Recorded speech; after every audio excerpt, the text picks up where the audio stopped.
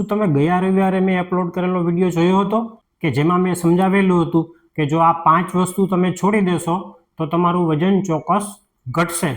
પણ હવે સૌથી મોટો સવાલ કે આખરે શું ખાવું કે જેથી કરીને ઇન્સ્યુલિન રેઝિસ્ટન્સ ઘટે અને સાથે સાથે આપણું વજન અને પેટની ચરબી પણ ઘટે. જો તમે ખાવાનું ટાળી રહ્યા છો તો કદાચ એ સૌથી મોટી ભૂલ છે.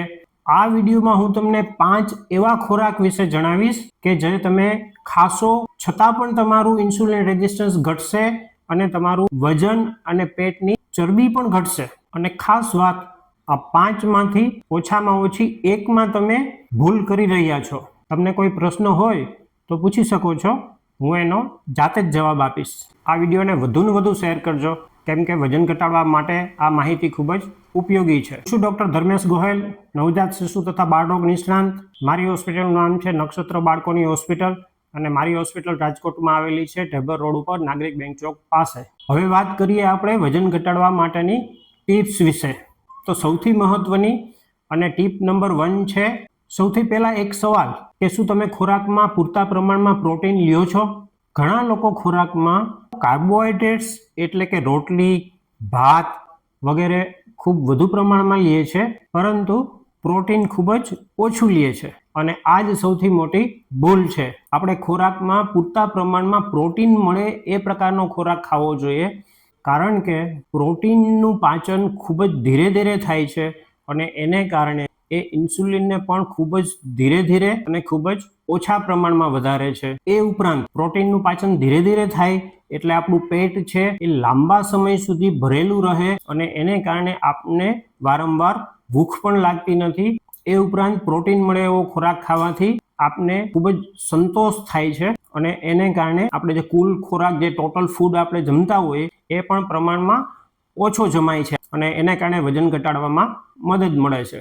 દૂધ, દહીં, પનીર, ટોફુ આ બધામાં સારી ક્વોલિટીનું અને પૂરતા પ્રમાણમાં પ્રોટીન હોય છે.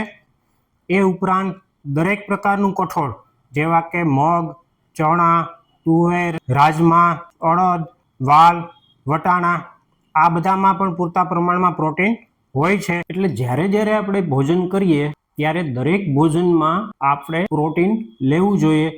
જો આ માહિતી તમને ઉપયોગી લાગી હોય તો જમણી બાજુ કોર્નરમાં નીચે સબસ્ક્રાઇબનું બટન છે એ દબાવીને મારી ચેનલ ચોક્કસથી સબસ્ક્રાઇબ કરી લેજો. ગયા રવિવારે મેં જે વિડીયો અપલોડ કરેલો હતો એ વિડીયોમાં મેં સમજાવેલું હતું કે કઈ 5 ખાવાની વસ્તુ તમે છોડી દેશો તો તમારું વજન ચોક્કસથી ઘટશે. એ વિડીયો તમે ન જોયો હોય તો ચોક્કસથી જોઈ લેજો. ટીપ નંબર 2, શું તમે એવો કોઈ ખોરાક જાણો છો જે તમે વધુ પ્રમાણમાં લેશો છતાં પણ તમારું વજન ઘટાડશે? એ છે ફાઈબર એટલે કે રેસા. આ ફાઈબરના કારણે તમને પેટ ભરેલું લાગશે અને તેના કારણે તમને વારંવાર ભૂખ નહીં લાગે. એ ઉપરાંત વધુ ફાઈબર વાળો તમે ખોરાક ખાશો તો તમને જમવામાં જલ્દી સંતોષ થઈ જશે અને એને પરિણામે તમે વધુ પડતું નહીં જમો. લીલા શાકભાજી જેવા કે પાલક, મેથી, તાંદળજો અને લીલા શાક આ બધામાં પૂરતા પ્રમાણમાં ફાઈબર હોય છે. એ ઉપરાંત સલાડ જેવું કે કાકડી, કોબી, ટમેટા, ગાજર વગેરેમાં પણ પૂરતા પ્રમાણમાં ફાઈબર હોય છે. એટલે આવો ફાઈબરવાળો ખોરાક પણ આપણે પૂરતા પ્રમાણમાં લેવો જોઈએ. યાદ રાખો, જેટલું વધુ ફાઈબર એટલું જ ઓછું ઇન્સ્યુલિન રેઝિસ્ટન્સ અને એટલું જ ઝડપથી તમારું વજન ઘટશે. ઇન્સ્યુલિન રેઝિસ્ટન્સ શું છે અને ઇન્સ્યુલિન રેઝિસ્ટન્સ કેમ થાય છે એના વિશે મેં વિડીયો અપલોડ કરેલો હતો. જો એ વિડીયો આપે ન જોયો હોય તો આપ ચોક્કસથી જોઈ લેજો. ટીપ નંબર 3, નટ્સ એટલે કે બદામ, અખરોટ અને પિસ્તા વગેરે ખાવા.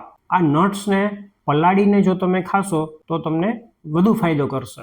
આ નટ્સની અંદર પ્રોટીન, ફાઈબર અને હેલ્ધી એટલે કે તંદુરસ્તી વધારે એ પ્રકારની ફેટ એટલે કે ચરબી હોય છે, જેને પરિણામે તમારું પેટ લાંબા સમય સુધી ભરેલું હોય એવું લાગશે અને એને કારણે તમને વારંવાર ભૂખ નહીં લાગે. એ ઉપરાંત નટ્સ ખાવાથી તમને જલ્દી સંતોષ થઈ જાય છે, જેને કારણે તમે વધુ પ્રમાણમાં જમતા નથી. પરંતુ યાદ રાખજો, આ નટ્સની અંદર કેલરીનું પ્રમાણ ખૂબ જ ઊંચું હોય છે, એટલા માટે હેલ્ધી ખોરાક પણ મર્યાદામાં જ લેવો જોઈએ. એટલે નટ્સ મર્યાદામાં જ ખાવાના. દાખલા તરીકે 3-4 બદામ, 1 કે 2 અખરોટ કે અડધી મુઠ્ઠી જેટલા પિસ્તા વગેરે. ટીપ નંબર 4, જે ફળની અંદર સુગર એટલે કે ખાંડ ખૂબ જ ઓછી હોય એવા પ્રકારના ફળ એ આપણે વધુ પ્રમાણમાં લેવા જોઈએ. દાખલા તરીકે એવોકાડોસ છે, બેરીઝ છે, જામફળ છે વગેરે. ટીપ નંબર 5, આ છેલ્લી ટીપ ખૂબ જ સરળ છે પણ સાથે સાથે અસરદાર પણ એટલી જ છે.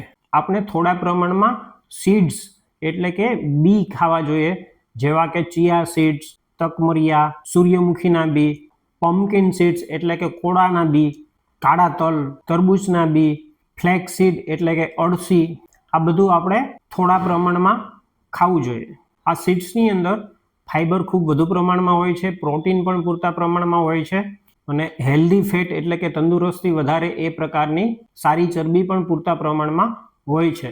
આ સીડ્સમાં પ્રોટીન અને ફાઈબર પૂરતા પ્રમાણમાં હોય છે, જેને કારણે આપણે વારંવાર ભૂખ નથી લાગતી અને આપણે થોડું ખાઈએ તો પણ આપણે સંતોષ થઈ જાય છે અને આપણું પેટ લાંબા સમય સુધી ભરેલું ને ભરેલું લાગે છે.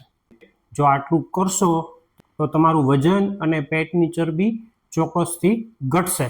જો આપને વિડીયો ગમ્યો હોય તો ચોક્કસથી લાઈક કરજો અને આ વિડીયો વધુને વધુ શેર કરજો, કારણ કે વજન ઘટાડવા માટે આ બધી ટિપ્સ ખૂબ જ અગત્યની છે. અને આવા જ પ્રકારના વિડીયો માટે મારી ચેનલને સબસ્ક્રાઈબ કરવાનું ન ભૂલતા. નમસ્કાર મિત્રો.